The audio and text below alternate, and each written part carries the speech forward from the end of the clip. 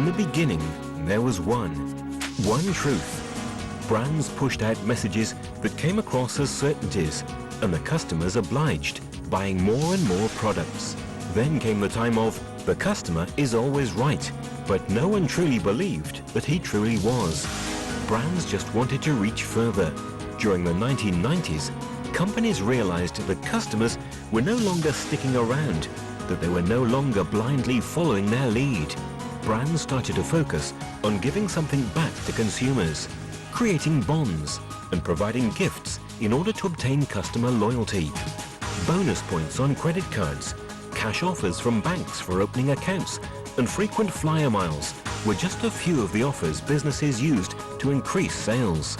Sometimes at branding or marketing conferences, there's a lot of discussion about consumers being bombarded with thousands and thousands of marketing messages every day. How do you get your brand to stand out? How do you get your message to stand out? And as kind of low-tech and unsexy as it may sound, the telephone is one of the best branding devices out there. You have the customer's undivided attention for 5 to 10 minutes. And what we found is if you get the interaction right, then that's something they remember for a very long time and tell their friends and family about it. As the internet and social media flourished, new and better opportunities to improve customer service appeared. Call centers started to face possible extinction, and consumers started reaching out to other customers for the support that some brands were failing to provide. The brands are talking to people directly. You know, I think it's a very new idea. How can you learn from your customers? And also, what are they telling you already on a day-to-day basis about your products and services? We live in an era of co-creation. In today's increasingly connected world, the customer is king, and brands need to accept that they are no longer in control. Brands can no longer be defined top-down. In an era in which customers are in control and they are taking charge, the companies that have done the best job of having a unique brand experience that customers really resonate with are the ones who understand what it is customers are trying to get done, and they optimize their operations so that they deliver on the things that matter to customers. The social media boom gave way to immediacy and has made the voice of the consumer an extremely powerful voice. Customer experiences can quickly snowball into PR disasters or brand nirvana. What social media has done is it's now demanding that companies create good products and stand by them with good customer service. This wasn't always the case, but now because these bad reviews of products can spread so quickly, the companies are now responding, and they are not only engaging their consumers and users on social platforms, but they're actually trying to preempt it by making better products. So if you have a bad product, the danger is people will spread and they will ruin the reputation of that product. So you have to be careful. I think there are industries in which customer service is still very bad, and there are industries in which it's gotten much better because there's more competition. On this episode of Market, the death of the call center and one-way customer service. Find out what new tools and strategies successful brands have come up with to engage and create meaningful emotional connections with consumers. New opportunities for providing better service and coming up with new and innovative products.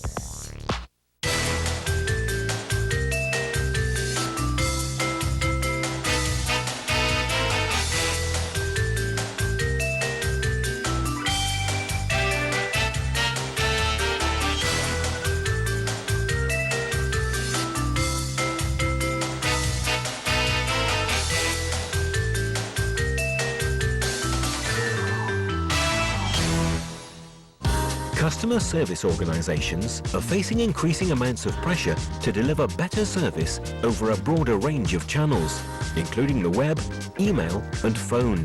Customers act as critics, they act as consultants, they act as designers. They often create and design their own ideas or their own artwork, and if you're good, you can take advantage of that and actually make your own products out of the customer designs. Customers expect to get service at any time of the day or night, and assume that customer service teams will keep a history of all interactions. Wrapping a brand around everything the customer wants to do and cares about, not only to understand what matters to them and measure and monitor and continuously improve it, but you also want to understand what is the value of each of those customers and what does their loyalty add in terms of your brand value. You're constantly trying to improve the customer experience based on what customers care about, delivering a total experience online and mobile. The total experience is wrapped around your products and your brand. The proliferation of smartphones and tablets has raised customer expectations for timely response. Before, it used to be a very long-winded cycle. You email customer service into this abyss. Now you can interact with the brands right away. They expect immediate feedback. They expect immediate rewards. It's the community that's answering as well, and representing the brand in some way. Studies by Edison Research have indicated that 19% of Twitter users seek customer service via tweets. With more than 200 million users, this means 38 million customers trying to reach out to brands on Twitter.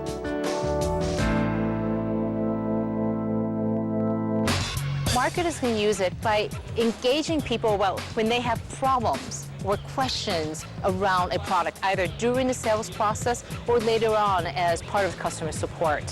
And I think Best Buy is doing a fantastic job of this. They go out there and find when people are having problems with their products or have questions. So they have started a Twitter page called 12 Force, where people can go and ask questions around, well, which big screen TV should I buy? Or what gaming unit would my kids like? So basic questions that people would normally ask in any Best Buy store.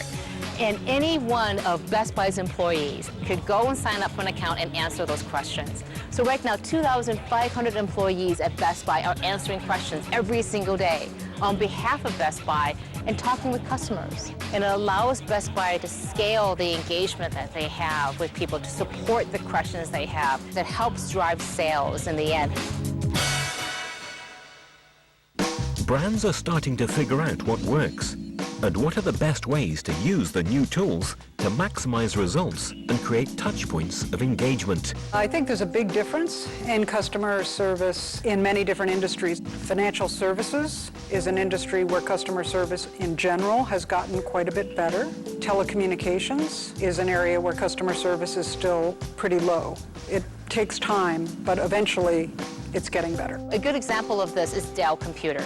Now, they have set up a huge listening and monitoring centerpiece inside the corporate headquarters, and they use all of these monitoring tools to figure out what people are saying. They then make it easily accessible for all employees to be able to get access to, so they can use it for their own purposes. This allows them to listen to the voice of the customer on a daily basis, hourly basis, and be able to act on it in whatever way is most meaningful to that person. A good example is the Apple retail experience. The Apple stores are the only stores that I go into where I actually walk in with my credit card in my hand, because I know that they will have what I want, that somebody will come right up to me and ask me, and I can hand them my credit card and they can give me the product and swipe it, and I'm done. That total experience includes very efficient shopping. Up next, find out how Zappos and Tesco made a successful business out of focusing on providing great customer service.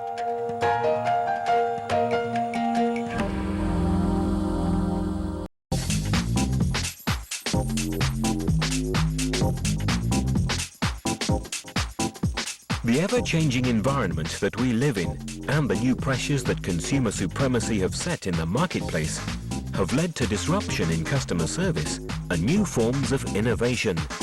Zappos was one of the first companies to build a business around great customer service and has served as an example for companies to understand the value of engaging with your client to create loyalty. Back in 1999, when we first started, the original business idea was, let's just have a large selection of shoes and let's just have a dropship relationship with a lot of different manufacturers so we never have to hold any inventory. In 2003, 4 years into it, 25% of our revenues were from dropshipped inventory, and then 75% were from inventory that we actually housed ourselves and owned ourselves, so we had control over the customer experience. That's when we kind of sat around and asked ourselves, what do we want to be when we grow up? Do we want to be about shoes or about something more meaningful? Let's build the Zappos brand to be about the very best customer service. And that'll allow us to expand into other product categories and eventually possibly even offer services that aren't e-commerce related. Then we knew the next decision we had to make was probably both the hardest and easiest decision, and that was to turn off the dropship revenue. Because for us, that was easy money, but if we were serious about building our brand to be about the very best customer service, we knew we had to walk away. And so we flipped a switch overnight. It was also pretty tough because we weren't profitable. We couldn't get funding, but we knew it was the right thing to do for the long term.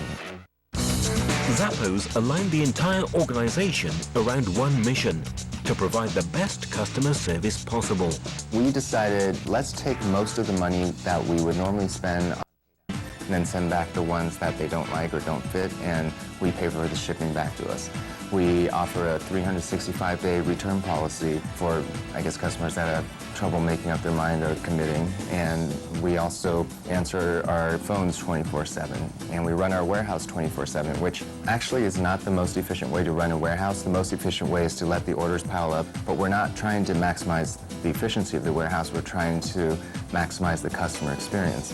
And by running the warehouse 24/7, which is located 15 minutes away from the UPS hub in Louisville, Kentucky, and because we do surprise upgrades to overnight shipping for our most loyal customers, a lot of customers order as late as midnight Eastern, and the shoes show up on their doorstep 8 hours later, and that creates that whole emotional response. In just a few years, Zappos managed to grow the business into $1 million business and become one of Fortune magazine's best companies to work for. That's what you'd call modern customer service solutions. Our call center, which we call our customer loyalty team, is run very differently from most call centers. First, it's not outsourced, it's part of our headquarters, and we don't have this concept of average handle time that most call centers do, which is all about how many phone calls can each rep take in a day, which translates into how quickly can you get a customer off the phone. And for us, that's not great service. We also don't have scripts. So our longest phone call, I just learned, was almost 6 hours long. Most of our phone calls actually do not result in sales. We get questions a lot of times asking, like, well, if you're an internet company and only about 5% of our sales are through the telephone, why do you spend so much effort on the telephone? And what we found is actually, on average, every customer calls us at least once sometime during their lifetime.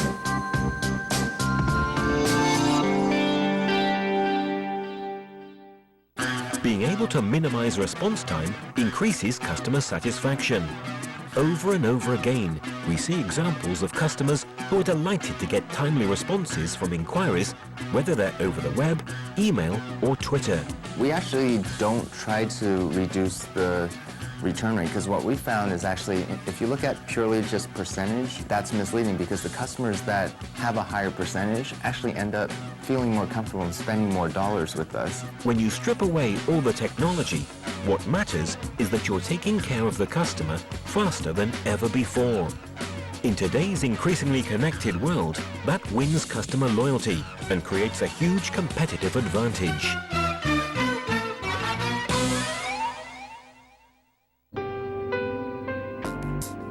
There's a lot of smart, talented people out there that are also really egotistical. I think it's about just always being willing to explore all opportunities, and it's recognizing that things almost never turn out the way you plan. Many times salespeople will ask the customer, who am I competing with here? And what we're suggesting is customers don't have competitors, you do. Customers see competitors as alternatives. So the better question to be asking is, what are some of the alternative ways you're thinking about approaching this? Here's my product, here's my solution, here's why it's been of benefit to many people, here's why it will be of benefit to you. That story is very similar to what your competitors are likely saying to your customers. You'll gain more credibility through the questions you ask than the stories you tell.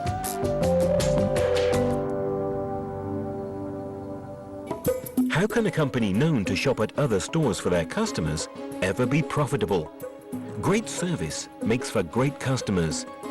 Up next, find out what is so great about Tesco's customer service and what comes next in the age of customer service.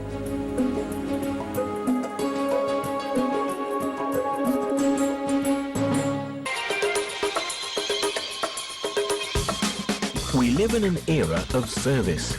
Today's companies are faced with having to deliver customer service across a wide variety of channels. As voices keep getting louder, businesses have to become smarter at integrating opportunities for customer feedback and response. The customer is the focal point or the center point around which the activity, the system revolves. Historically, salespeople, businesses have focused very much on themselves and their product, and they would go to market by explaining or showing or demonstrating the product, the solution that they have, leaving the customer to figure that out. Will it be good? Will it work? Will it be helpful? When you think about a customer-centric approach, you're saying we're going to first look at the customer. We're going to understand their business, their situation. We're going to develop solutions that fit that. Tech-savvy startups were the first to embrace new technologies and communication channels to create new engagement opportunities.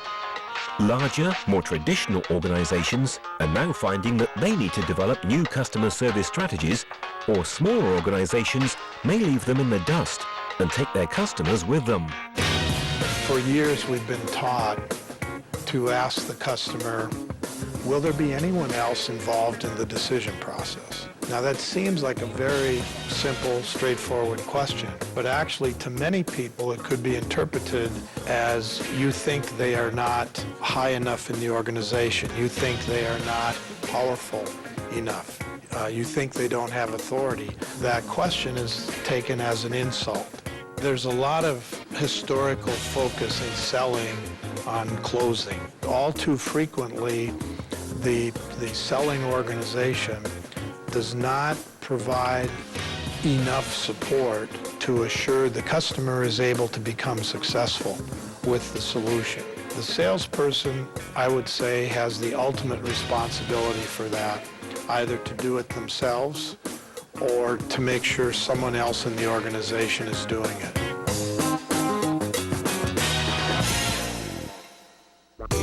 Tesco has stood out from the crowd for actually caring about consumers.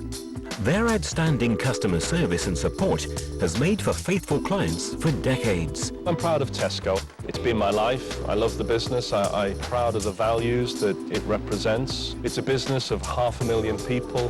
The toughest decision, and the one that was most significant, was the launch of Clubcard. At the time, it was a big bet because the incentive that we gave to customers, about a penny in the pound, about 1%, was a fifth of all of our profits. In 1993, Terry Leahy asked the Tesco marketing team to investigate the potential of loyalty cards. After extensive trials and investigation, they launched Clubcard in 1995. Clubcard was the world's first loyalty scheme, and it was transformational for Tesco because it meant that we could learn about our customers for the first time. We knew who they were for the first time. We could say thank you for shopping with us. We could learn about how they shopped. We could then tailor our marketing to those people, knowing what they were interested in buying. Ultimately, it turned out to be a huge success, but we were going to have to invest a fifth of our profits at the time in order to launch it. It was a huge gamble, and no one had ever done it before. But the business felt it was right. We were encouraged by the fact that customers liked it. So we put our faith, our trust in customers, and we followed them into the future. So it transformed our marketing, it transformed our sales. Interestingly, it made customers much more loyal to Tesco. They liked belonging to a club, and it actually took us to market leadership in the UK, and it's been very useful all around the world in terms of learning about customers, different customers, in new markets.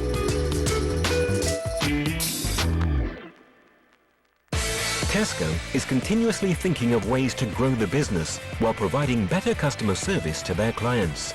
As of November 2006, Tesco was the only food retailer to make online shopping profitable. People are vital in any organisation. A retail brand is made or broken by the staff in the stores or the people who serve the stores every time a customer shops. It can become a great brand based on that experience or a poor brand.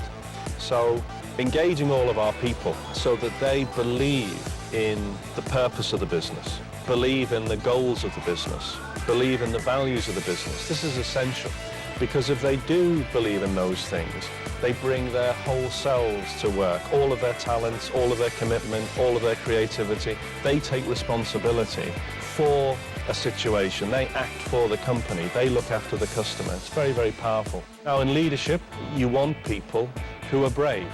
You want people who've got integrity, who do what they say they're going to do.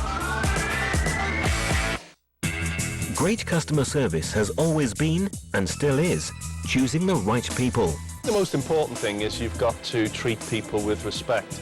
It's interesting, if you talk to ordinary people doing work all over the world and ask them what they want from their work, they always give you the same message. It's just 4 things. They want a job that's interesting to do because they're going to spend most of their waking hours doing it, so they don't want it to be boring. They want to be treated with respect, treated the same as anybody else, with basic good manners. They want a chance to get on in life. Even if they don't get on, they want the guy next to them to be able to get on, or their daughter to get on. They want a chance to get on. And they want a boss who's more help than hindrance, somebody who actually makes them bigger because of that leadership.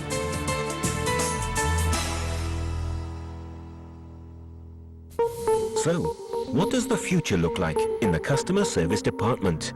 Some brands have decided to accept customer supremacy and make use of their customers' power and opinion to build better brands and products that are useful and profitable at the same time. I define outside innovation as when you engage with your customers to actually co-create products and services. Traditional forms of innovation typically are where you start from a research and development standpoint and you invent some brand new capability and then you go try to find a way to market that to customers.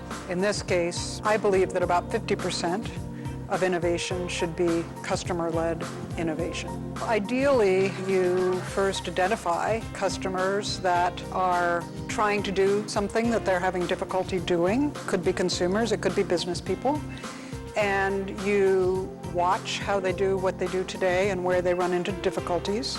But then, instead of just going away and brainstorming solutions by yourself, you bring the most insightful and articulate of those customers together with your key players. And together, you let the customers lead you in designing something that's really going to work. Open innovation and co-creation is about listening to consumers and letting them get involved in the process of creating great products and services. In order for it to work, it's of primal importance to know how to listen and diagnose. If you diagnose really well and the customer understands that they have a problem or they're at risk or they're missing an opportunity, if they understand that really clearly, they will decide to change even before they see a solution.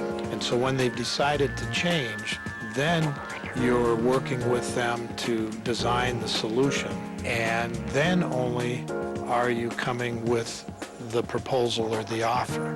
So the customer is very knowledgeable about the problem. One example is where consumers who worked with Nabisco said they wanted a snack that would be only 100 calories and that they could pamper themselves with this without gaining weight. And they didn't think about it in terms of fat, they thought about it in terms of calories. So what was important was getting that consumer insight and then working together with the brand people to realize that, oh, we can package up the consumer snacks we already have in small packages that are 100 calories each. And that became a blockbuster product for Nabisco Craft Foods. What ends up happening is together you're able to create new ways of solving a problem. And that's innovative, and your best companies' innovations usually come out of their best, closest relationships. Social networks and communities are a great place to engage and listen. The more customers are engaged in blogging and responding to each other and doing social networking and Facebooking and interacting with one another on customer support forums, the more the customer's voice is penetrating into the organization and influencing the designs, the ideas that people have. Word of mouth will continue to grow. People are increasingly relying on their online social circles to advise and comment on their choices of services or products. The more customer service channels a company supports, the more challenging it can be to effectively track and respond to customer inquiries. The companies that actively embrace shifts in consumer behavior and are willing to organize, compromise, and commit will be the ones that boost their profile and credibility in 2012.